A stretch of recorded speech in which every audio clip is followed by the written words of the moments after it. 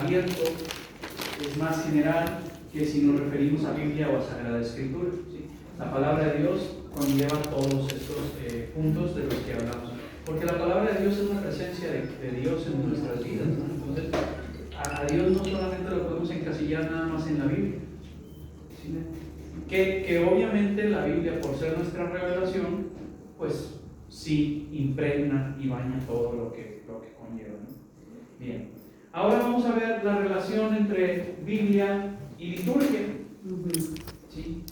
Nos tenemos que dar cuenta que entre Biblia y liturgia hay una relación muy estrecha, inseparable. Es una relación que no podemos nosotros desprender. Sin la Biblia difícilmente podríamos encontrar un aspecto litúrgico con relación al misterio, porque el misterio lo vamos descubriendo en la palabra de Dios. Habría actividades porque, por ejemplo, la palabra liturgia ya existía en Roma, ya existía en Grecia antes, y era precisamente como un desempeño público. O sea, el servicio público, ¿de quién? Pues de la misma gente, del mismo pueblo, era más cuestión política. Pero después esto se pasó cuando la iglesia empieza a tener esta relación ya con los otros ambientes, y que el medio de transporte para llevar el mensaje de Dios de la iglesia se convirtió el mundo helenizado, pues adoptamos también algunas palabras para el uso personal, y obviamente todo lo que hace el creyente en servicio de los demás, en algún rito, pues se volvió servicio, y ese servicio lo llamaron liturgia, que ahora nosotros lo llamamos liturgia, ¿sí? Entonces, en la liturgia los escritos bíblicos van a tener un lugar siempre, ¿no? O sea, la liturgia siempre va a ser nutrida de los escritos bíblicos, y también ya ahora en nuestro tiempo que tenemos más acervo también cristiano, pues muchos documentos de la iglesia van a nutrir también la liturgia. ¿Como cuáles? Pues los primeros documentos, donde nosotros encontramos cómo lo hacían los primeros cristianos. Miren, pasa algo muy, muy característico. A mí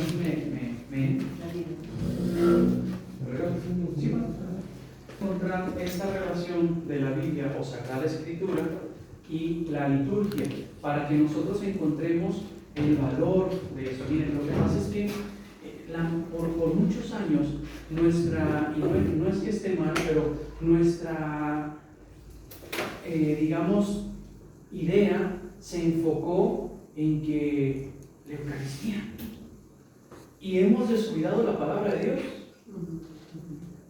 y por lo tanto relegamos la palabra de Dios a tal lado que nosotros no sabemos mucha palabra de Dios, o no la leemos, o no la buscamos ahí. Estoy generalizando, no estoy diciendo que específicamente ustedes, ¿no? Sí. Digo el grueso de los católicos.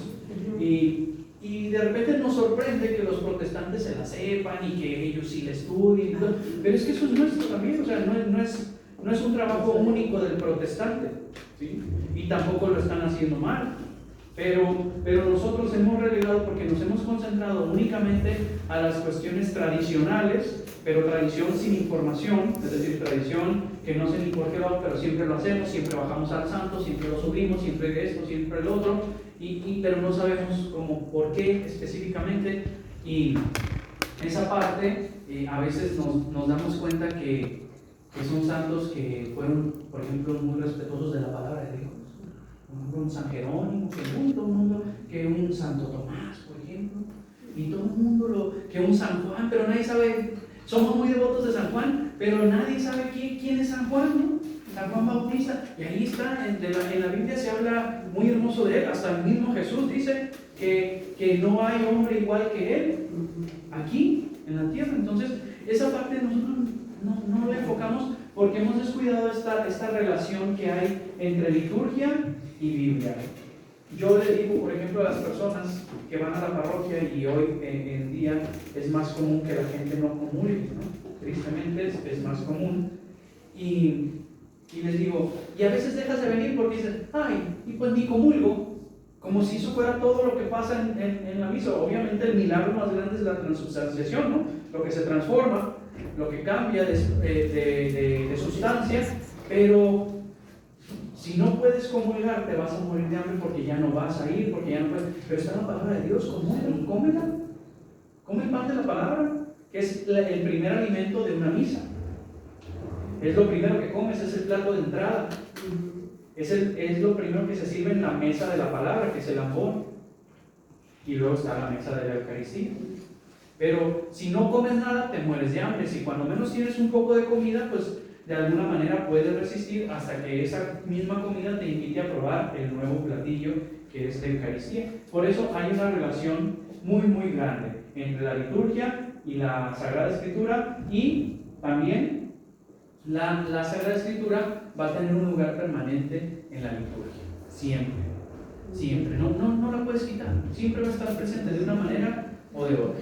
Vamos a ver un poquito de contexto de esta importancia de la palabra de Dios, hablando un poco del pueblo judío, no porque nosotros seamos judíos, pero de ahí vienen nuestras raíces religiosas, no nuestras raíces sanguíneas, o quién sabe, a lo mejor alguien de nosotros trae, porque estos fueron muy prolíficos, entonces quién sabe, por ahí de repente puede haber alguno que tenga alguna sangre judía, pero eso no es lo importante es lo que nos heredaron como información, ¿no? Y aquí vamos a ver que, por ejemplo, el antiguo culto de Israel conoció distintas maneras de llevarse a cabo, que se van a llamar ritos, ¿no? Por ejemplo, los ritos a través del sacrificio, aquellos ritos que eran como la cábala para adivinar, ¿no? Los expiatorios para quitar culpa, los apotropaicos, que estos quiere decir que eran ritos que se hacían para protección, ¿sí? Para protegerme del mal, protegerme de las acechanzas, porque este tipo como de supersticiones, y si se fijan en todas las culturas existe, y más hoy también, que de repente nos colgamos cosas pensando que eso va a estar para la protección, ¿no? El rosario en el cuello, el escapulario, la medallita. ¿Está mal? No, pero cuando está mal es porque es cuando no sabes para qué, ¿sí? Es cuando no sabes que el rosario es para rezarse, es nada más un ábaco para llevar las cuentas. Lo importante es lo que dices y cómo lo dices y cómo lo vives, ¿no? El rosario por sí solo, pues, es para llevar la cuenta. El escapulario, por ejemplo, es muy importante, y hay promesas de la Virgen para el que porte el escapulario, pero si tú no lo vives, si tú no sabes, pues entonces ¿de qué sirve, no? Si tú no cumples tu parte para que las promesas de la Virgen sean parte de ti, pues entonces ¿de qué sirve? No es de que me voy a poner el rosario, el escapulario, y puedo hacer lo que yo quiera y lo que me dé mi gana, ¿no? Es al contrario, cuando tú te pones un escapulario, te estás poniendo la ropa de los monjes carmelitas. Eso dice la oración, que te invistes con el hábito, y andar por la calle con un hábito como monja o como monje, ¿a qué te implica? ¿A qué te invita, no?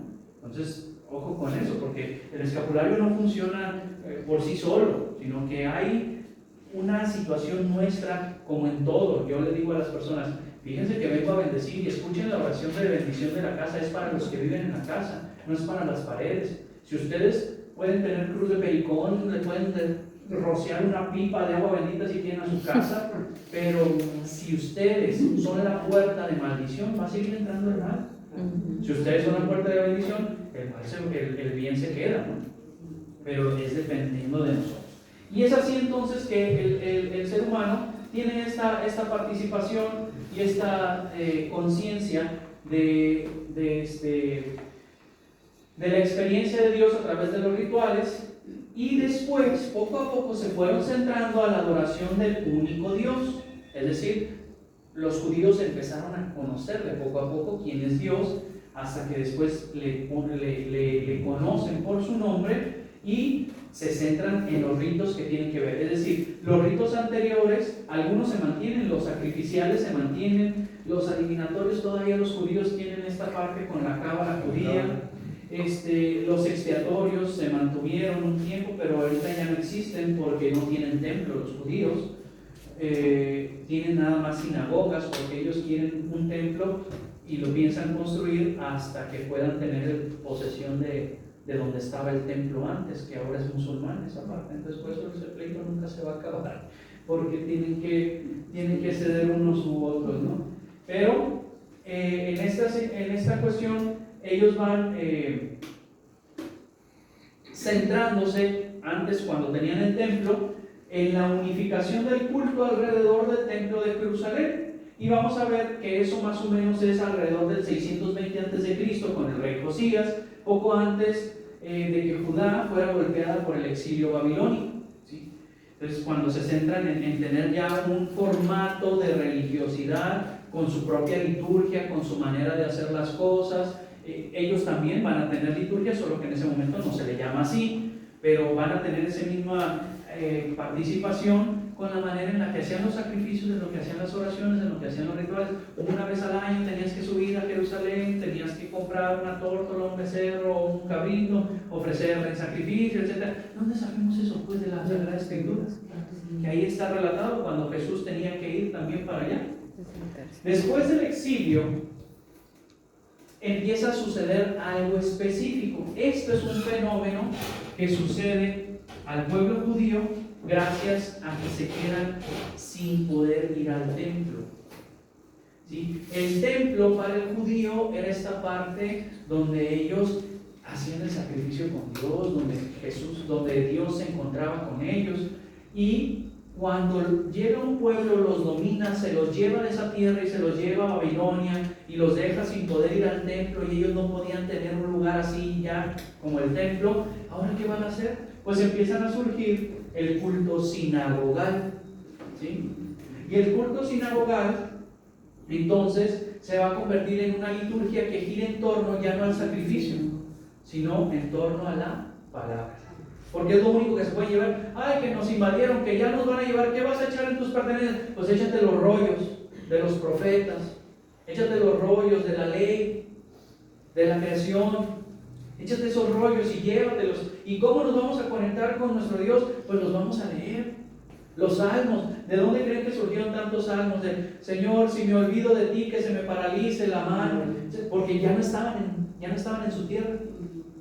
Entonces muchos salmos se compusieron fuera de la tierra que Dios les dio en provisión, ¿no? Entonces, este culto de ser sacrificial y en torno al templo se empezó a convertir en torno a la sinagoga en un culto de palabra.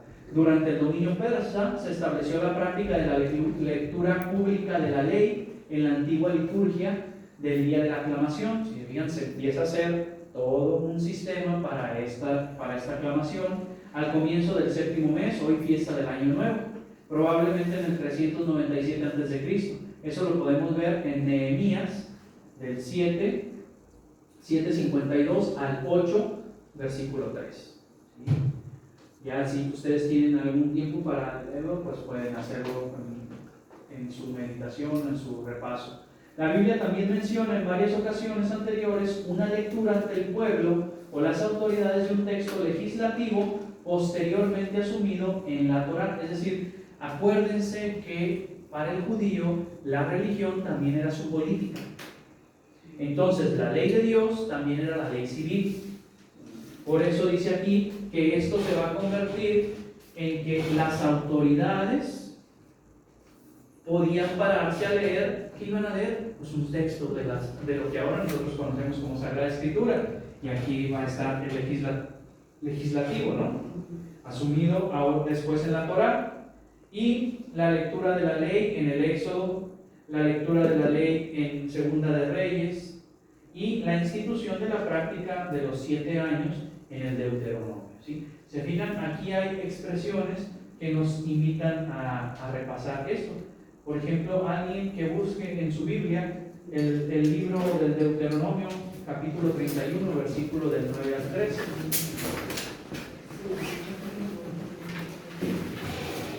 Usted busque ese texto de Deuteronomio, trae una Biblia.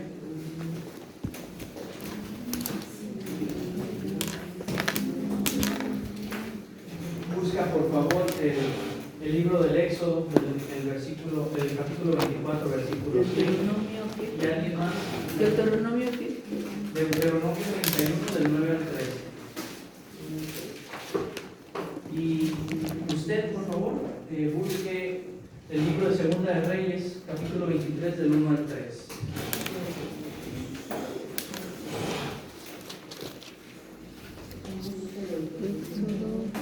24:7, ¿verdad?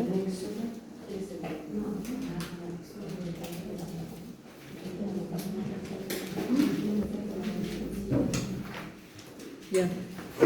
¿Ya lo tiene? Okay. Usted va a leer el libro del Deuteronomio. A ver, por favor.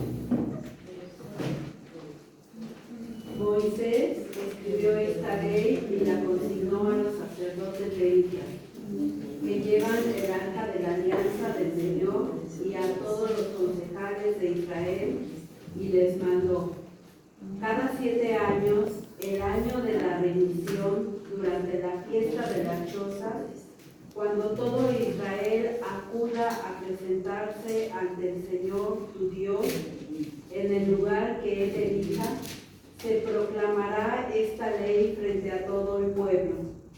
Congrega al pueblo, hombres, mujeres y niños, y al emigrante que viva en tu vecindad, para que oigan y aprendan a respetar al Señor, tu Dios, y pongan por obra todos los artículos de esta ley, mientras les dure la vida en la tierra que van a tomar en posesión cruzando el Jordán. Hasta tus hijos, aunque no tengan uso de razón, han de escuchar la ley para que vayan aprendiendo a respetar al Señor su Dios. Gracias. Como ahorita nosotros estamos estudiando, ¿sí? Esta es una revisión de la Biblia en estudio, podemos omitir el palabra de Dios porque es estudio, ¿sí? Pero si lo estuviéramos proclamando, entonces sí, ahí tenemos que... ¿sí? ¿Quién tiene ya el texto del Éxodo? Éxodo 24:7. Por favor. Tomó a continuación el código de la alianza y lo leyó en presencia del pueblo, el cual dijo: cumpliremos y obedeceremos todo lo que ha dicho el Señor. ¿Sí? Se fijan, tanto aquí hay una ley dada que se convierte también en la instrucción. Por ejemplo, Moisés dice, lo van a hacer de esta manera, y se convierte entonces en los resabios que empiezan a aparecer de la liturgia, ¿sí? De cómo lo vamos a hacer, cómo lo vamos a leer, de qué manera. Y luego viene ya esta parte donde dice cómo se hace y testimonios de que se hace. Toma el rollo y lo lee delante de la gente. Es decir, aquí ya están girando en torno a la palabra. La importancia está radicando en la palabra. Y por último, el libro de Segunda de Reyes. El rey cursó una invitación y todos los ancianos de Judá y de Jerusalén se congregaron junto a él. Subió a la casa de Yahvé, acompañado de todos los hombres de Judá, de todos los habitantes de Jerusalén, de los sacerdotes y de los profetas, de todo el pueblo desde el más chico hasta el más grande. Delante de ellos leyó todas las palabras del libro de alianza que había sido encontrado en la casa de Yahvé. El rey estaba de pie en el estrado y en presencia de Yahvé renovó la alianza. Se comprometió a seguir a Yahvé, a observar sus mandamientos, sus órdenes y sus preceptos. Con todo su corazón y con toda su alma, se comprometió a respetar las palabras de esa alianza, tal como estaban escritas en ese libro, e hizo que todo el pueblo se comprometiera con la alianza. Palabra de Dios. Bien, si se fijan aquí, por ejemplo, esta traducción que es más seria, dice rollo, ¿sí? Porque el libro como tal, con esta forma que nosotros conocemos los libros, no existía.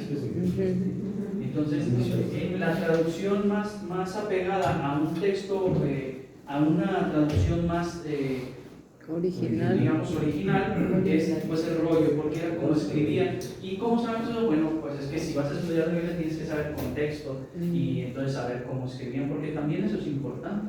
También eso es importante para ir conociendo esta riqueza. Entonces, si se fijan, la presencia de la palabra de Dios en esa versión de los rollos y de la escritura judía ya estaba y ya tenían ellos la conciencia. Entonces, cuando quedan imposibilitados de ir al templo de Jerusalén, lo que empiezan a hacer es construir centros para el culto de la palabra. No son sus templos, las sinagogas que tenemos nosotros aquí en Cuernavaca, que hay en la Ciudad de México, no son templos, a diferencia de los nuestros que son el templo, porque en nuestro templo hay un sacrificio.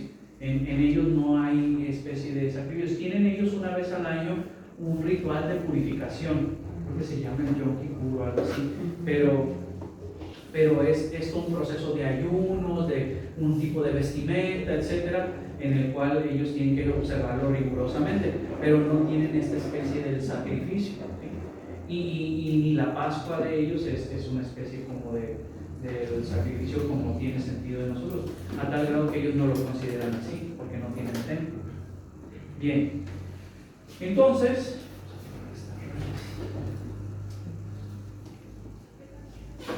vamos a darnos cuenta que a medida que los escritos bíblicos de Israel se fueron reuniendo, se convirtieron entonces en el referente que les va a dar la identidad. Es decir, los escritos bíblicos para Israel tuvieron una importancia tan grande más allá de la importancia religiosa, porque se volvieron su identidad. Me los llevé a Persia y esto es lo que me va a seguir diciendo quién soy, y es lo que me va a seguir diciendo cuál es la relación que yo tengo con Dios, ¿sí?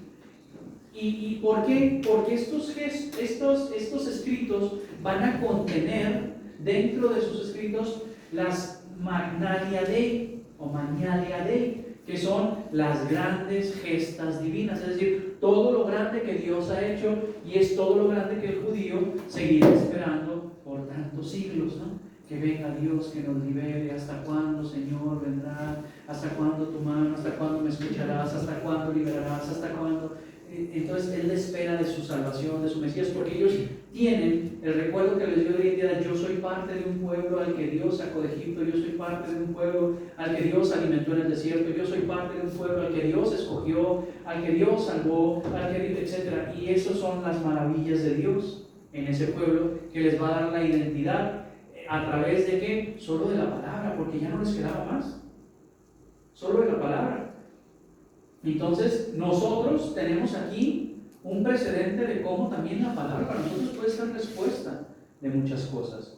Puede ser respuesta para muchas situaciones de nuestra vida. La palabra de Dios puede ser respuesta, y lo es.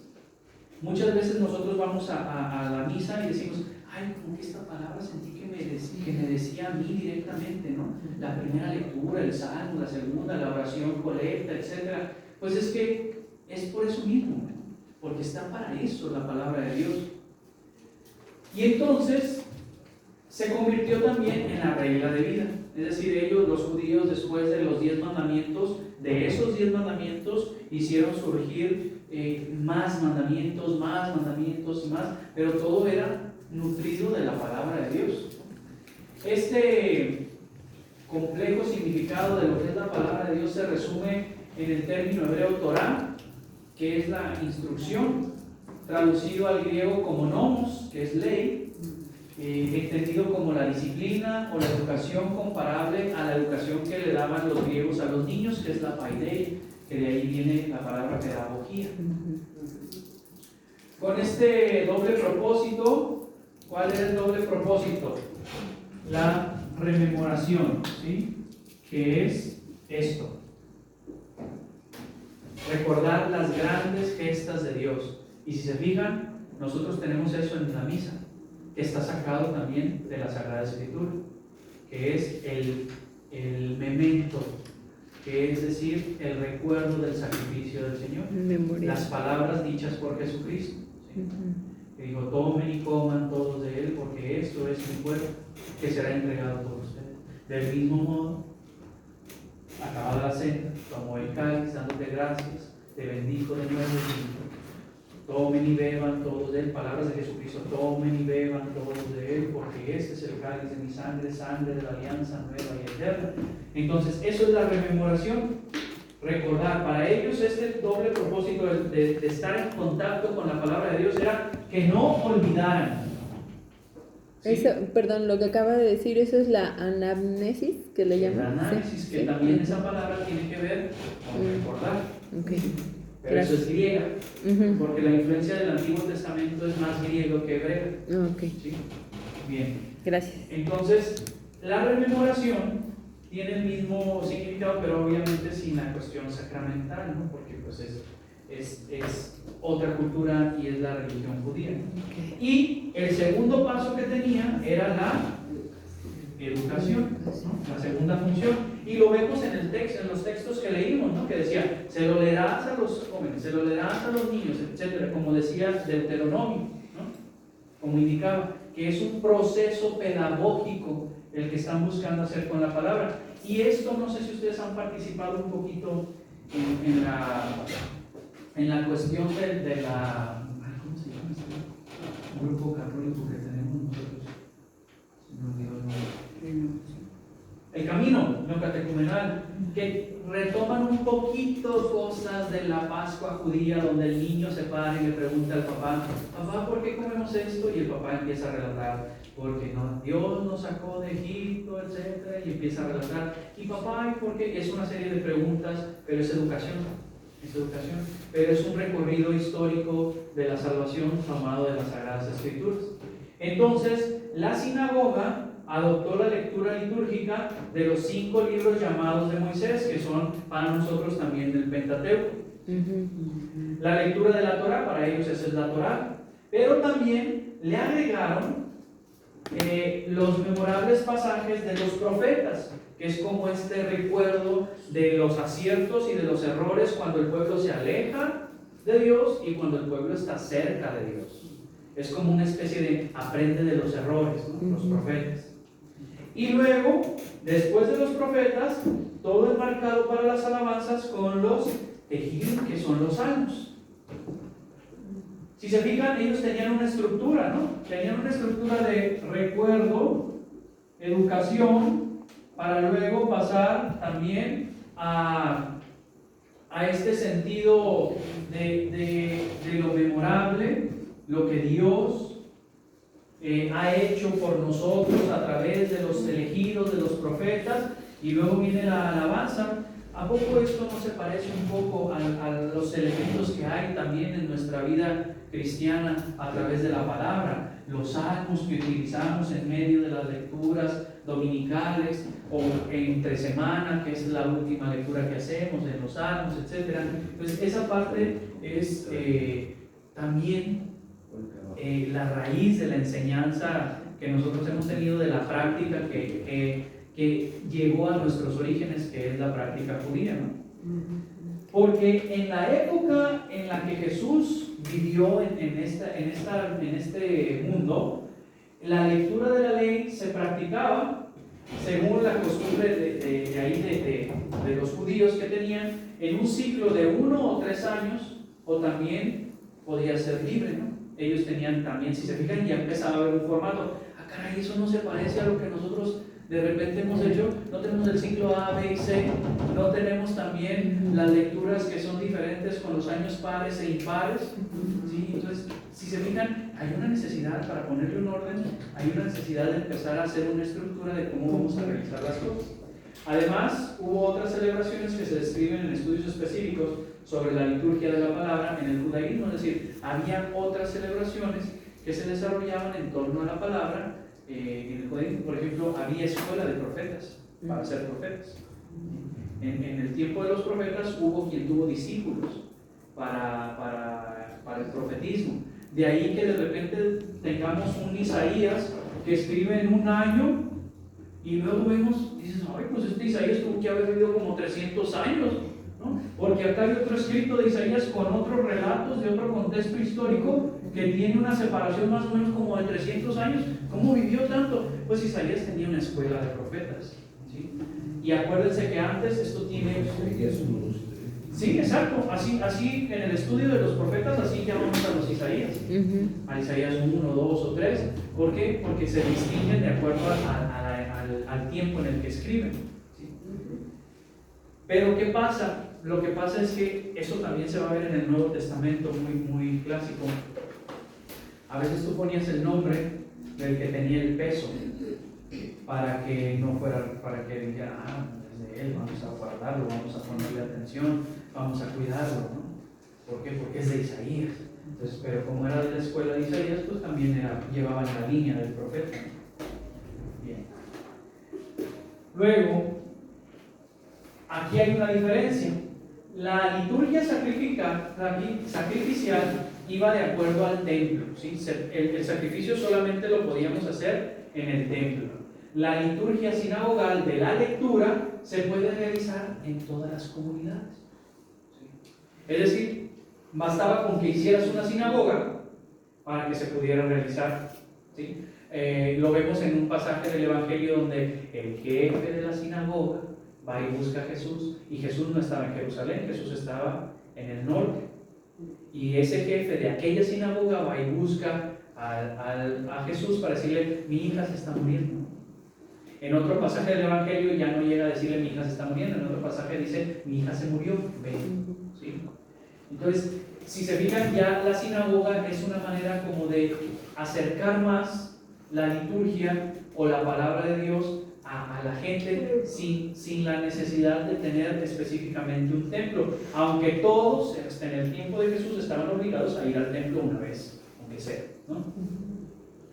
Entonces, esta se puede realizar en todas las comunidades, incluso en los exilios, en la diáspora, allá lejos, donde no estaba ni siquiera en tierra judía, y se apoyaba con otras tradiciones, por ejemplo, que respetaran el Sabbat o el Shabbat, que es el descanso del séptimo día, que garantizaran el espacio para la reunión sinagogal. Este ejemplo imitado y llevado a la plenitud por el domingo cristiano, ¿sí? Porque si aquí decían: bueno, pues vamos a respetar el séptimo día, el Shabbat, pero para nosotros el Shabbat, que es la presencia del encuentro con Dios, para nosotros se completa y se lleva a la plenitud con el domingo, día de la resurrección, ¿no? Pero también el día del encuentro como iglesia, pues está en el domingo cristiano, cuando nosotros estamos llamados a asistir a la misa, ¿sí? Entonces, estos dos elementos, la reunión, la sinaxis y el Shabbat, también están en nuestra liturgia, vamos a decirlo así. Después de la unificación deuteronomista, quedaba lejos del pueblo disperso, a pesar de la descripción de la prescripción de las subidas en Pascua y Pentecostés y tabernáculos, quedaba muy lejos ya la cuestión del sacrificio. A pesar de que tenían la obligación, estaba prescrito que subieran a la Pascua, que subieran en la fiesta de las tiendas o de la cosecha, que es Pentecostés, o que subieran en la fiesta de los tabernáculos. Entonces, la liturgia de la lectura en las sinagogas remediaba la distancia. Ya no estaba nada más así como: ¿y ahora qué vamos a hacer si el templo está hasta allá? No, pues aquí hay una sinagoga, no te desconectes, no te quites tu identidad, aquí hay una sinagoga, ¿sí?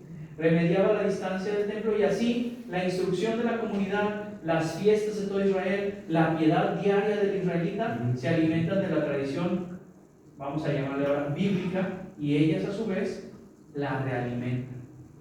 Era como una cuestión cíclica para mantenerse en contacto. Ahora, cuando destruyen el segundo templo, es después de la muerte de Jesús, ¿sí? El culto sabático, con la lectura de la ley, con la lectura de los profetas, con los himnos de los salmos y todo esto, las oraciones, se convirtió pues en lo único que les quedaba. Y eso se convirtió en la columna vertebral del judío, ocupando prácticamente el lugar del templo. Una señal de esto es que el presidente de Israel recibe el título de Cohen, que es el sacerdote. La palabra Cohen significa sacerdote, en el sacerdote antiguo, el sacerdote del templo judío, ¿no? Y a él se le da ese título.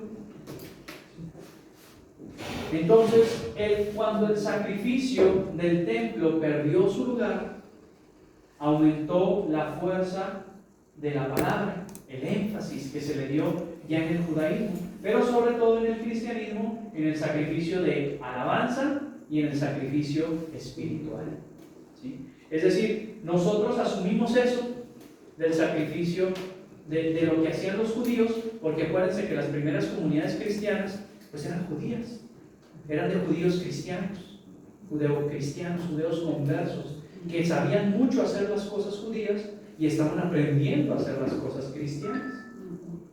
Entonces, de ahí que se nutre toda esta parte, ¿no? Por eso, la lectura bíblica en la liturgia cristiana católica, bueno, la única que existía en ese tiempo, se va, dice en el Dei Verbum, ¿sí? En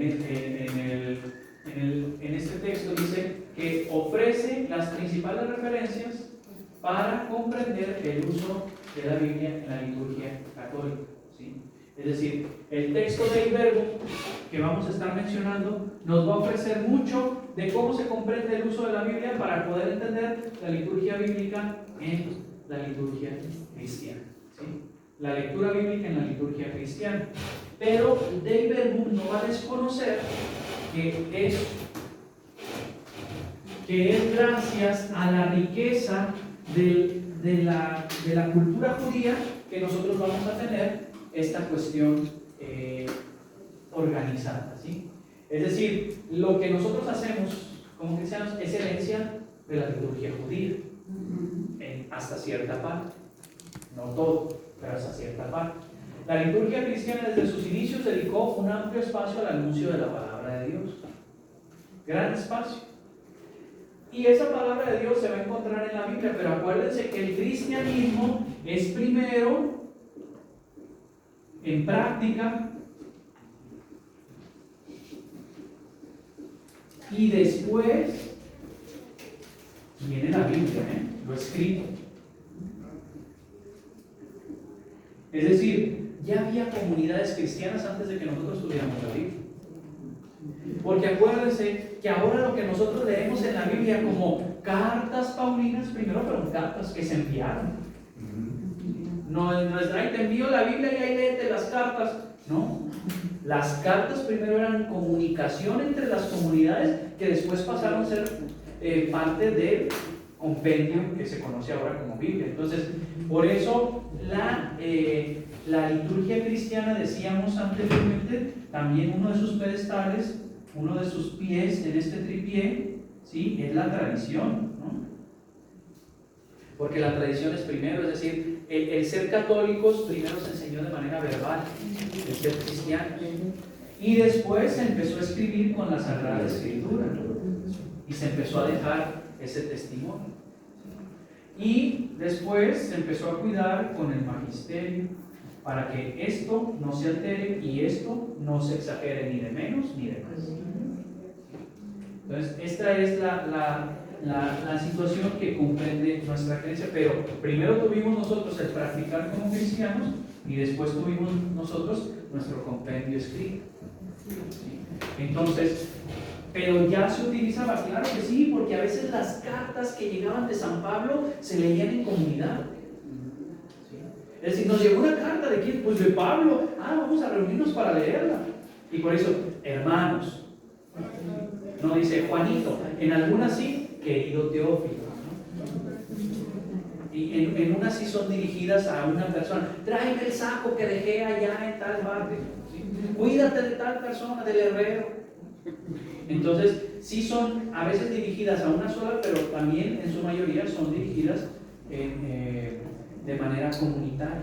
A los corintios, por ejemplo, porque era la comunidad que vivía en Corinto, a los efesios, a los romanos, a los gálatas, a los tesalonicenses, etc. ¿Sí? Entonces, antes de que tuviéramos nosotros la Biblia, teníamos los textos también por separados, y con la herencia judía también recurríamos a los salmos, a los profetas, al Pentateuco, ¿sí? Que es los 5 libros atribuidos a Moisés, ¿sí? Que es el Éxodo, el Génesis, el Número, el Levítico, el Deuteronomio, ¿sí? Entonces, se recurría a todo eso porque era la herencia, porque eran los judíos los que se estaban haciendo cristianos y lo que sabían hacer era leer los rollos. Entonces decían, pues ¿qué hacen? Pues hay que leer la palabra de Dios, ¿no? Pues entonces, y después viene esta parte de la cena y todo lo que se va enriqueciendo, ¿sí? Las celebraciones cristianas incluían la lectura de las Escrituras desde sus orígenes. Esto lo dice Justino, ¿sí? En su Apologética, número 67, uno de los primeros padres de la iglesia. Aunque en algunos entornos las lecturas se limitaban al Nuevo Testamento. ¿Por qué? Porque de repente teníamos esta idea de, no, pues es que esto es lo nuestro ahora, ¿no? Es probable que los judeocristianos Fíjense cómo al principio estábamos como tratando. Los primeros judeocristianos primero iban a la sinagoga, escuchaban ahí todo lo judío y luego se iban a la cena del Señor. ¿Sí?